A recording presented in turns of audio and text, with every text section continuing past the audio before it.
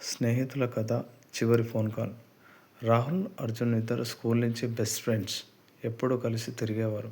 ఒకరి రహస్యాలు మరొకరికి మాత్రమే తెలుసు. కాలేజీ పూర్తయ్యాక రాహుల్ పోలీస్ జాబ్కి వెళ్ళాడు. అర్జున్ మాత్రం బిజినెస్ మొదలెట్టాడు. ఒకరోజు రాత్రి 11 గంటలకే రాహుల్ ఫోన్ వచ్చింది. అర్జున్ కాల్. ఫోన్లో వాయిస్ కంపించిపోయింది. రాహుల్, ఎవరైనా నన్ను ఫాలో అవుతున్నారు. నాకు భయం వేస్తుంది.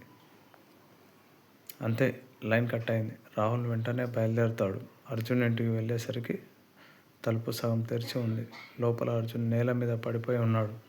పోలీస్ దర్యాప్తు మొదలైంది. రాహుల్ హృదయంగా తలదించుకున్నాడు. నా స్నేహితుడు చనిపోయాడు. నేను రక్షించలేకపోయాను. కానీ కేసులో ఒక షాక్. సీసీటీవీ ఫుటేజ్లో రాహుల్ వాహనం అక్కడ కనిపించింది. రాత్రి 10:45కి ఫోన్ కాల్ కన్నా ముందే అందరూ పట్టారు. రాహుల్నే చేశాడేమో అని వార్తలు వచ్చాయి. రాహుల్ కూడా తడబడ్డాడు. నిజమా? నేను అక్కడికి వెళ్ళానా? నాకు గుర్తులేదు. తర్వాత రోజు రాహుల్కి ఒక లేఖ వచ్చింది. నిన్ను రక్షించడానికి నేను ఈ గేమ్ ఆడాను. నీ మీద మాఫియా టార్గెట్ పెట్టింది. వాళ్ళ దృష్టి మరల్చడానికే నా మరణాన్ని నాటకం వేశాను. నేను బ్రతికే ఉన్నా రాహుల్. కానీ నీ భద్రత కోసం దూరంగా వెళ్తాను. నీ స్నేహం కోసం, అర్జున్. రాహుల్ కళ్ళల్లో కన్నీరు మెరుస్తుంది.